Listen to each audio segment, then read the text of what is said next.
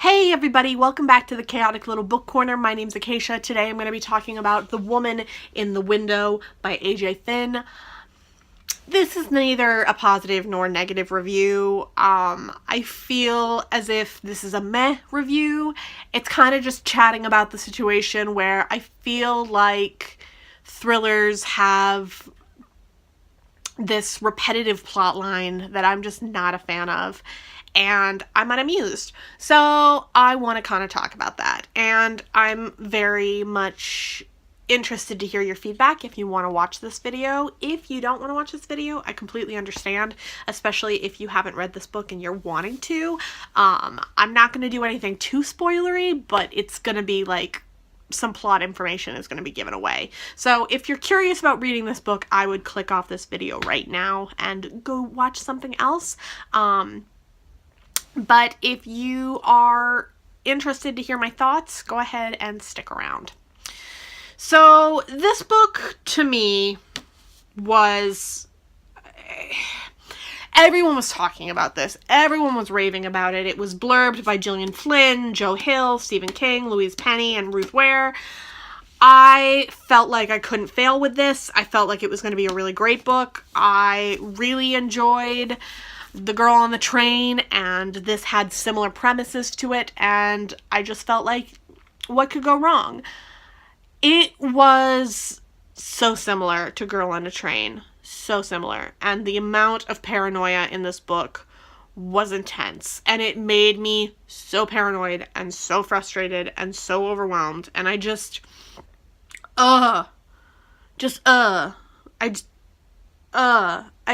I feel like thrillers need to start using, if they're gonna start using people with mental health issues of addiction as unreliable narrators, then they need to get their shit together on how they describe those people with those addictions. Because I am really of the belief that people with addictions have these situations that are really uncomfortable to them and that they are not happy in the situation any more than we are with them being in the situation. And I'm going to put this down because it's heavy.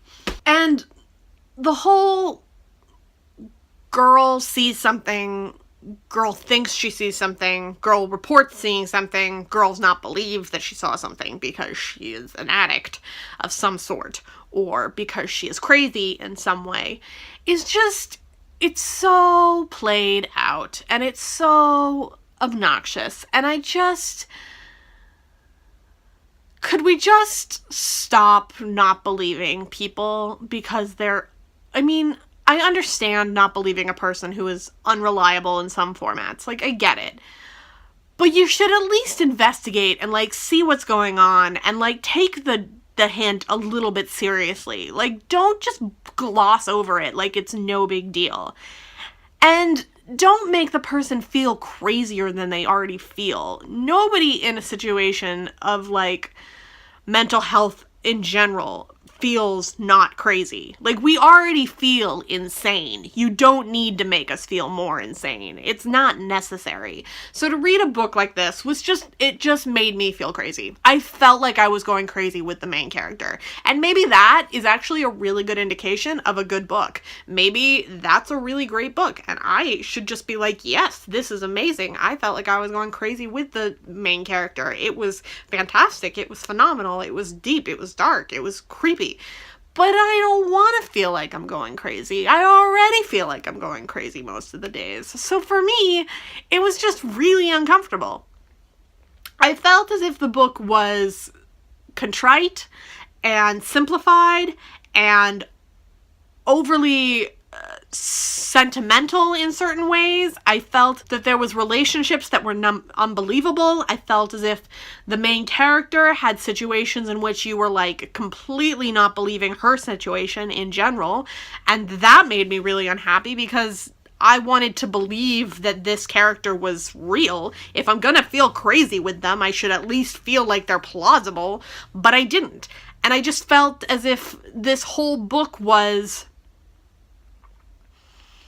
half-assed. I just felt half-assed to me, and it felt like it had been done before, and it was just being recycled material, and it was just no good. Like, I just felt as if the whole thing was stupid. And I don't normally think that books are just stupid. And I felt like this was stupid. It had so much hype around it, and I was so excited to read it. I went out and bought it in hardcover. Like, I'm also mad that I spent the money. Like, I am just so mad that I spent the money. I'm trying to figure out if I can return it. It may have been too long at this point, but, like, seriously, though, this book, though, I just, no. And I feel as if the character who's written, and I believe that AJ Finn is a man, and that AJ Finn cannot write women.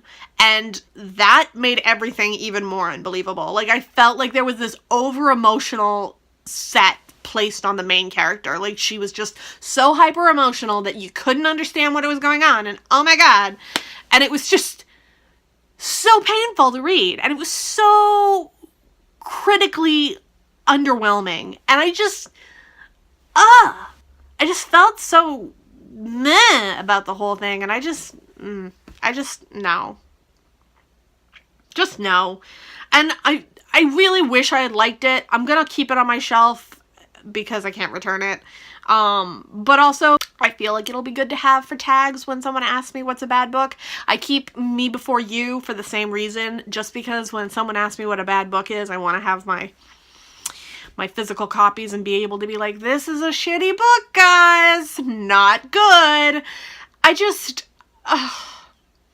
If you're gonna write an addict, write an addict. Don't write a half-assed, over-emotional, hypersensitive female that you've just completely stereotyped. Don't do that. That's just rude. That's just rude.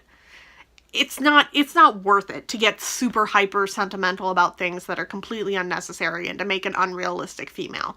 It's just not worth it. Yeah, I think that's really what it comes down to. And I mean, even in the beginning of the book, you find out that the main character is separated from her husband and her child, and there's this moment of, like, figuring out that she's separated from them and how much she misses them, and you really don't understand until later on why they're separated. But the whole reason is dumb. It's just dumb, and it just, no. It was just badly done mental health work, and it was badly done mental health stuff. It was badly done. I am not impressed. So yes, that is my review. Ranty and ravey, really makes no sense, but those are my thoughts. If you like this video, give it a thumbs up. If you loved it, click that subscribe button down below. If you have any questions, comments, or quandaries, go ahead and leave them in the comment box down below. I will talk to you all in my next video. Bye, guys.